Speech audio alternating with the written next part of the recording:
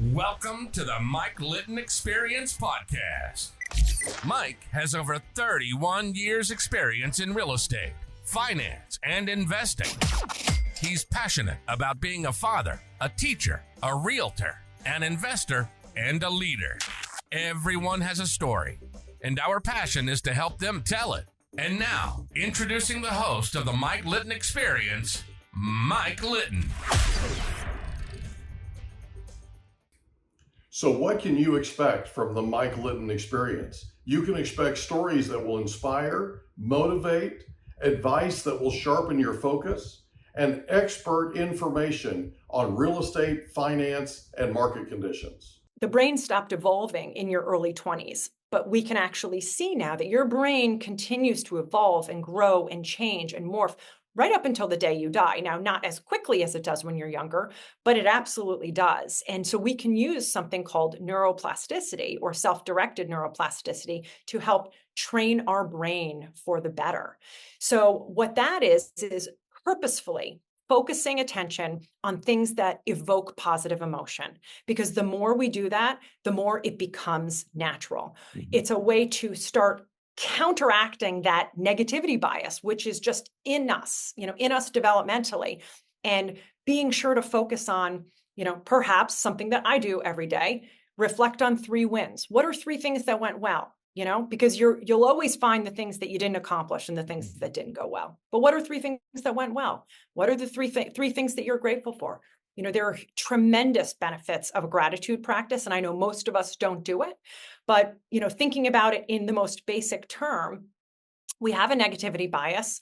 When something goes wrong, we're only focused on those things that are going wrong. But if each and every day you're purposefully focusing on just a few things that are going right, when those things go wrong, they're not going to pull you under like they would if you weren't focusing on them.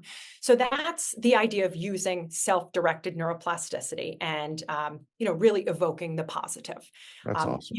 You can also evoke the positive in the workplace through gratitude. The equivalent in the workplace of gratitude, I would say, are recognition programs, making sure people understand, why they're valued, why what they're doing each and every day is making an impact. And, there is a whole ripple effect to, creating an environment where people feel appreciated. And you actually experienced that in your internship. 100%. Right? Yeah. Where you're literally going to them and saying, look, you're the expert here. Yeah. You've been doing this for 30 years working on this machine. You know more about this than anybody on the planet. Absolutely. How can we solve this together? Because you're obviously our expert. Yeah, absolutely. And, one thing, a big part of where I tell managers to start is through their one-on-ones with their individual employees. And if you are always taking time to reflect on how they're contributing and the great job that they're doing in many respects, when there's something that might be a little difficult or maybe they're not performing, it is received in a very different way because you've already gained that trust and you've already shown your appreciation for that person's work product. So it's really important to evoke the positive in, there's a lot of different ways that you can do so, both individually and through your own personal integration, as well as in the workplace. Yeah. If you look hard enough, you'll find the positives. Totally. Right? It just takes effort. It just takes effort. And as we talked about, it's not natural, you know? So, okay. The number 4 building block. The number 4 building block is social connection. We've already addressed this so many times. I love referring to a few different studies, but one of them is the Good Life study. It's the longest longitudinal study of human happiness that has been done. It's been going on for over 85 years at Harvard. And very early on in the study, the researchers who have now, it's been handed over to a second group of researchers, were asked, so what is it? What is it that creates, happiness? Like, what is the single most important thing when it comes to, they were studying both health and happiness. And they said very early in the study, they could see clear as day that the single most predictor of both health and happiness was the strength of your relationships. Yeah. And, the head researcher said, the fact is, feeling like you are supported gives you resilience. It gives you resilience to, maybe fight some sort of physical illness that you might be encountering, but it also gives you the resilience to counteract very stressful moments in your life. And so that is, something I always like to remind people, especially a busy working professional. When things are getting crazy, especially if you have a high peak season, the first thing we do is, we don't have time for the social stuff. And, maybe you don't have as much time as you normally would, but you have to really look at it as it is giving you fuel to and allowing you to build resilience for, that challenge that you may encounter tomorrow. So taking the time to maybe quickly call your mom or keeping that, lunch date with a friend really helps to give us the strength that we need to counteract some of these stressors. So social connection is huge. One thing, another thing that I like to mention, Surgeon General Murthy last year issued a health advisory about the idea of loneliness. He calls it a loneliness epidemic. And he stated that never in history has our nation been lonelier, meaning like have less face-to-face interactions. And we really need to be incredibly intentional. It's so easy to have the groceries delivered and to, whatever, be part of a group. Being part of a group is better than not being part of a group, even if it's online. But getting out there and getting in front of people, because there is nothing that can replace that. It's a human need, and we are feeling it in terms of our mental health, especially post-COVID. And as people are moving to hybrid and remote work environments, yes, that gives you more flexibility, which is great for your well-being. But at the same time, and if you're not incredibly intentional about interacting with humans, you're going to start feeling really crummy because you're not having that connection. Yeah. And Faith Popcorn wrote a book called The Popcorn Report. And this was back in the 90s. And Okay. she talked about it. She's a futurist. She talked about a thing called cocooning. Okay. Home builders used to build homes in the 50s and 60s that had giant front wraparound porches. And you couldn't sell a house without a giant wraparound porch that all your neighbors could come sit on and hang out in the right, and you could wave to your neighbors as they walked by and all that kind of thing, or rode by on their bikes. Yeah. Today, we build all of that infrastructure in the backyard. Oh, that's so We interesting. come home, we open the garage door, we drive into the garage, we hit the Yes. remote, the garage door drops, Yes. we go into our house. If we could, we would literally dig a moat and fill it full of alligators around our place. Yeah, Okay? it's so true. Or heavens forbid the doorbell rings, right? Yeah, yeah. And the walls in the back of our house, right? The backyards of our house, Yeah. those walls are getting larger, taller, thicker, more fortified. I mean, okay? So true. It's And so true. this is literally cocooning. It's literally an aspect of modern life, right? Yeah. That she called back in the 90s. I mean, it was literally, right? And one of the things that we learned, one of the things that happened to us was when the shutdown happened with the pandemic, it slapped us in the face Mhm. because all of a sudden we couldn't get out and socialize anymore. In California, they wrote tickets and handcuffed people for going to the beach and spending time together. I'm Yeah. not joking. Yeah. Oh, These I people went believe to you. jail Yeah. trying to socialize. Yeah. Okay. Yeah. That's an issue, but it's Yeah. not a political thing. I'm just Yeah, saying you it's know. literally what happened. Yeah. And Yeah. so it literally is the government telling you you can't do this or you're going to jail. Yeah. What? Yeah. Right? Yeah. Yeah. There was alcohol abuse that peaked. There was drug abuse that peaked. There Right. was domestic violence that peaked. Oh, All yeah. these horrible things came to the forefront and came to the boiled up to the surface because we didn't have anywhere to go. Yeah. Yeah. And, switching it a little bit into the workplace, but along these same lines, we live in what I call an urgency culture, because we are so connected and so available, and we make the decision to make ourselves available, right? As a result, we're going from thing to thing to thing. And even within the workplace, we do not have the ability, or we do not have the space, let's say, to connect in the way we once did. You know, your work family, when I used to work at DuPont, right, 20, 30 years ago, those people, many of those people had worked there for 30 years. They were a second family to you. We are not able to experience that today. And so another thing in terms of social connection and integrating this building block into the workplace is making sure that you are finding space in your meetings, whether they be virtual meetings or whether they be in-person meetings. Hopefully they're in person sometimes, but creating that space to give people the opportunity to connect, to maybe throw out, some sort of cheesy icebreaker question or something that's going to make people laugh, or a moment for people to share something about what's going on personally in their life, because they're not apt to do it in today's environment to just talk about. They want to solve the problem at hand and move on to the next thing. Yeah. But by you being a leader who creates space and encourages that, you're giving people the opportunity to find connection with each other. So you can get off that call and, somebody can message someone or call them and say, hey, I didn't know you're a Buffalo Bills fan, or something like that. We don't have even those little opportunities for connection anymore. By the way, I have a suggestion. Okay.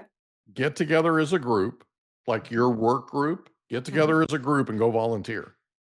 That's fabulous. Go give back to the community. That's such a great idea. And it's one of I have like one document that I share in my workshops about, the many different ways that you can find connection. And, I even spoke to an organization who they weren't able to physically, they're all around the nation. So they weren't able to physically have a volunteer effort, but their volunteer effort was they had an agreement with a local university where the team of employees helped proofread students' resumes. And that was their way of, working with them and then coming back together and sharing their experience and feeling like they're contributing to something bigger, which is really important as well in terms of finding purpose, even if it's not directly related to your job and the mission of the company. So that's a great idea. Some of the most important connections you'll ever make with your workmates or with the people that are your colleagues is through giving back, is through adding value, going out and making a difference in our society. Okay, let's talk about the fifth building block. Okay, the fifth building block is goal setting and getting. Okay, and goals are just so incredibly important. I think people, sometimes hesitate when I start talking about goals because they're like, you're here to talk about burnout, yet you want to add more things to my plate by giving me more goals. When goals are so important to our mental well-being for many, many reasons. We are living at a time where things can feel so out of control. We turn on the news, you got the negative news cycles. You're looking at international issues. You're looking at the economy. We want to feel that we have some control over our lives. So by simply setting a goal, it forces us to really think about what's most important to me. What do I value? And what would success look like to me?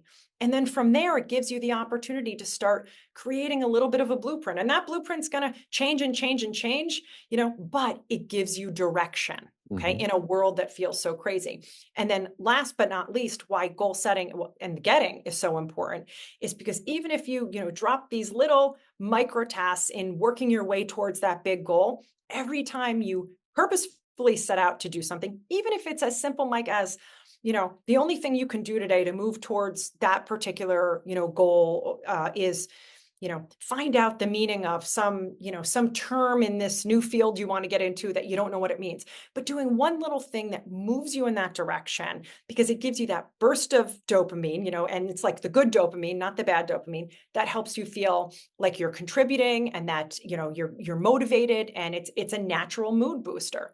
It's progress. It's progress. Very simple. Helps you keep moving forward, and just helps you feel that you actually do have some agency in this world that feels, anyone can put their hands up, say, the world sucks and, it is what it is. But no, we have so much control. And part of what I love, what I do is that we can live in this world with so many stressors, but we can't control everything, but there's a lot that we can control to help us feel better or moving in the right direction in this world of crazy. And that has to help your mental health. It has to, right? Because it gives you clarity. It gives you confidence. Okay. Yes. And you're inspired. you're inspired because you're moving forward. You're moving in a direction that's a positive direction. Absolutely. And, I just think there's just so much that we can do. And part of, one of the biggest habits that I introduced in my daily repertoire of things, and I mentioned it earlier, is celebrating might be a little bit of a dramatic word, but recognizing your wins. We can focus all day long on what we still have to accomplish and how far we are away from that goalpost. But it is essential that we measure backwards and that we say, you know what? Where was I last year at this time? Oh my gosh. Or even going back through those calendars, or if you have any type of place that you document these things, saying, wow, I've learned this. I've learned this new skill. I now know how to do this. And really taking the time to do that, because it's incredibly motivating in moving us forward and feeling like, we're doing well. Well, and you feel confident too, right? Look Yep. what I just accomplished. Look Yes. where we went. Look where we were able to go in a year. Yes. In a year. Yes. It's Yes. incredible.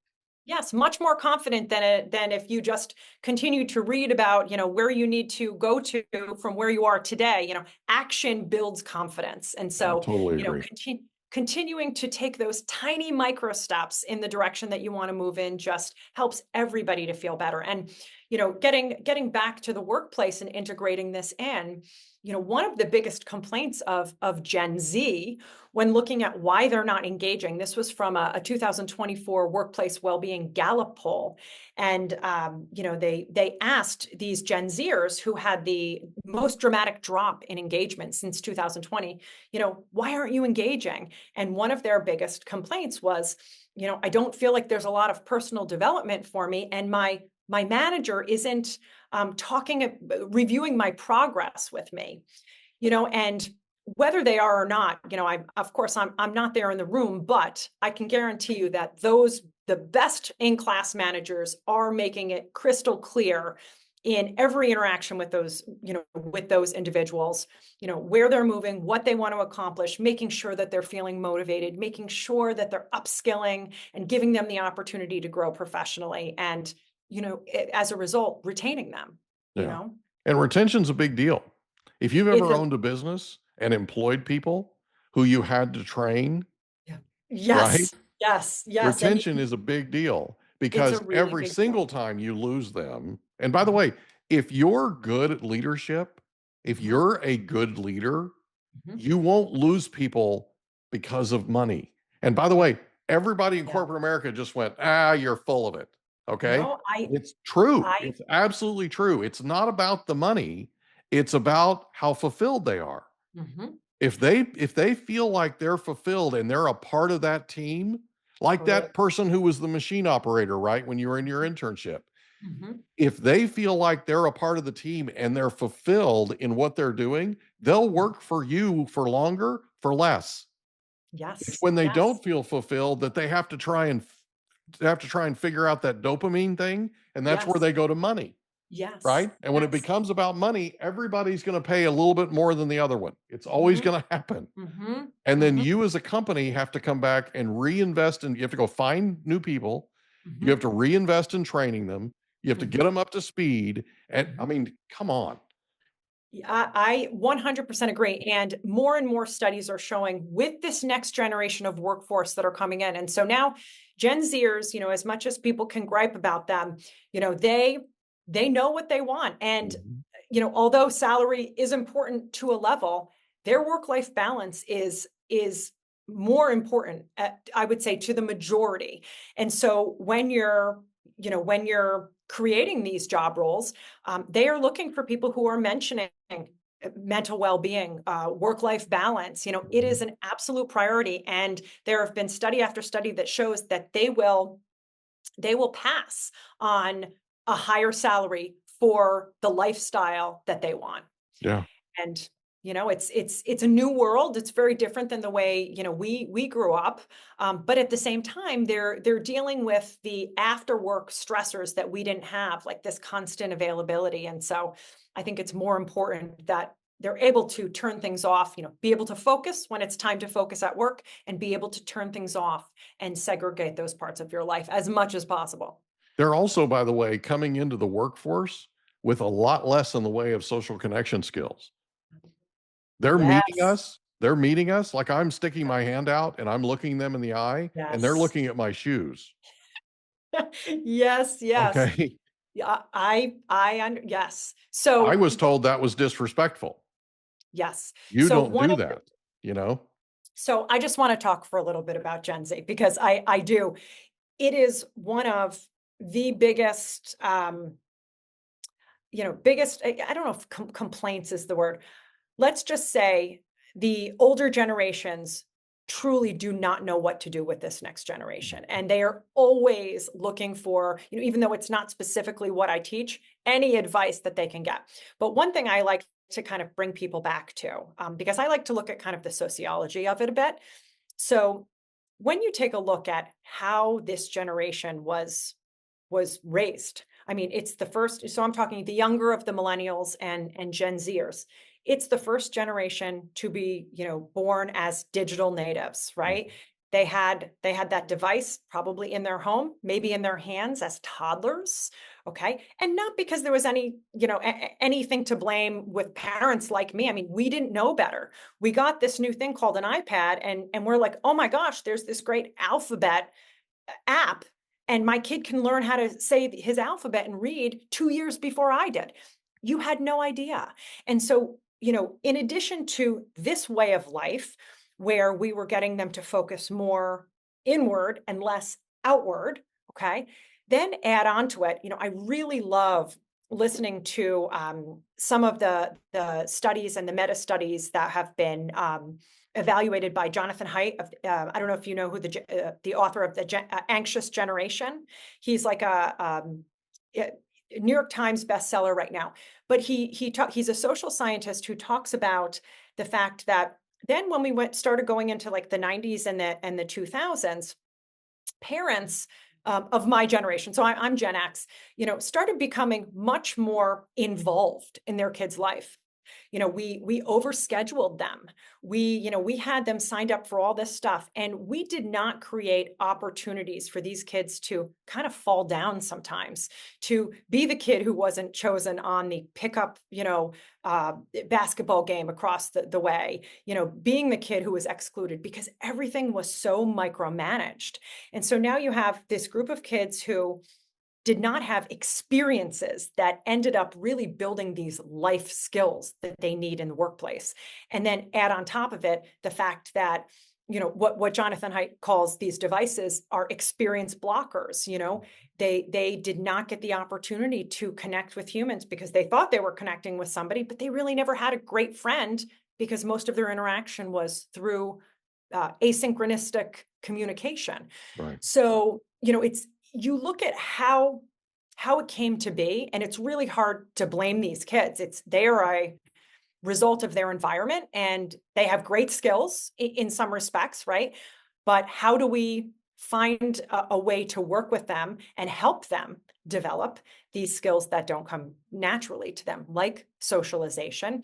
And again, I encourage the one-on-one, frequent, short one-on-ones with your employees to, help them get more comfortable stating when they're in over their head on something, stating what type of growth opportunities they want. So, they can't just say, "Well, this job didn't work out, I'm moving to the next one," So it's a challenge that we have moving forward, but I think that we'll find a happy medium to, use them for the amazing skills that they have while working with them on skills that we need to help them develop. No, I totally agree with that. And we have an opportunity as leaders to Mhm. reach them. Mhm. We have an Yeah. opportunity to reach them. Here's the thing that I would want leaders who are listening to this to recognize. A lot of these kids went through 9/11, Mhm. they went through the Great Recession, and Mhm. they went through the pandemic. Mhm. Yep. One on top of another, on top of another. Okay. Yep. And from that, there Mhm. are going to be scars. Yep. From that, there are going to be opportunities.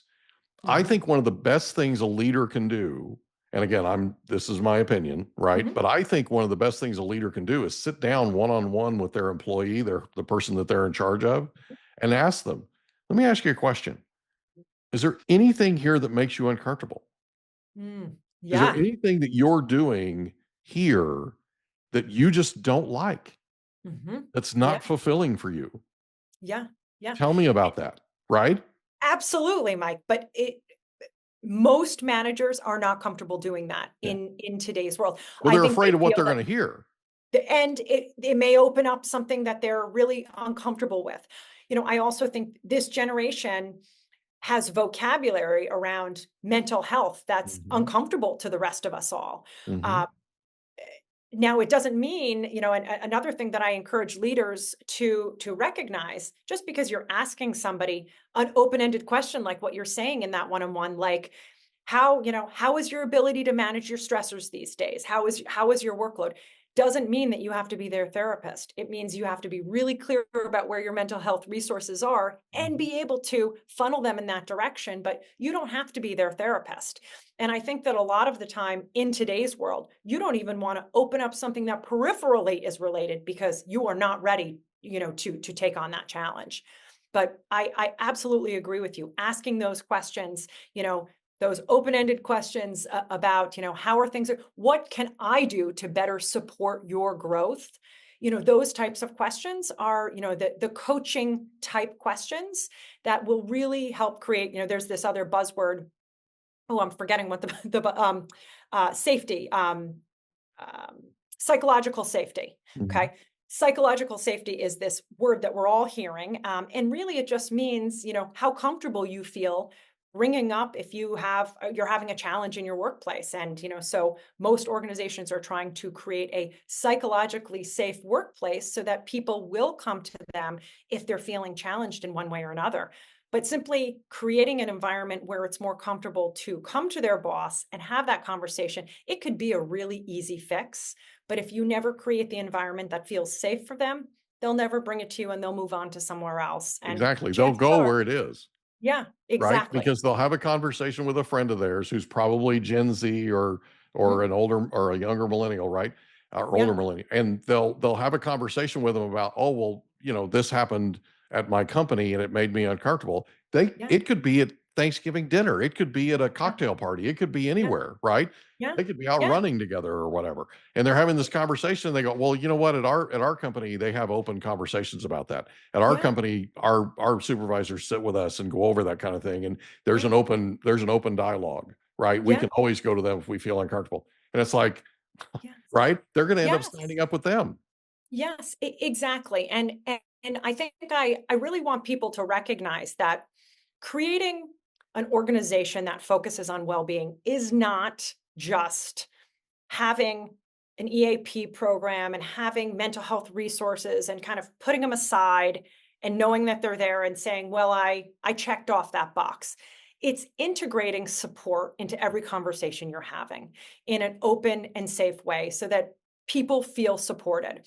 One of the it's interesting. There again, this was a Gallup poll that came out last year, and those those employees who felt that their employer supported their well-being, if they felt that their employer supported their well-being. Now, it didn't say what they actually did. If they felt that they were supporting them, they had a 70% less burnout rate, 3 times the engagement rate. And, there are all these great things that come as a result. So well-being is not necessarily, a specific EAP or mental health thing. It's feeling supported and valued in the workplace. And that comes out through a lot of different, parts of the organizational culture. That's cool. So let's Yeah. say that there's a corporation or somebody that Mhm. works at a corporation Mhm. that needs your kind of help. They Mhm. need Allie. I Where can they reach you? Well, they can find all the information about my services on my website, which is allisonmeyers.com/services. They can find me on Instagram. Are you going to maybe attach some links to the Yes. show notes? Yeah. Okay, In fact, if great. you want to send us the links, we'll just put it in your description for you. Oh, yeah, sure. That sounds great. Yeah. And there are a lot of different ways that people can work with me. Probably one of the ways that I'm used most commonly is through workplace keynotes, luncheons, any type of professional gathering where people are looking for a productive, leader-focused element that is very relevant in today's world. I also do in-company employee workplace well-being seminars where I teach the 5 building blocks and teach them ways through a workbook that I have of how they can personally integrate it into their working lives. And then I also do leadership training, which gets a little bit deeper into how to take these building blocks and integrate it into the organizational culture in ways that we discussed today to really build a thriving team. So those are just a few of the many ways that can be found on my website. Love it. So it's Allison Meyers. So it's Yes. ALLISON Yep. MEYERS.com. .com. And it's Yes. a phenomenal site, by the way. I shared Oh, with you before we got started that I thank spent you. quite a bit of time there, and I'm thoroughly impressed with what you're doing.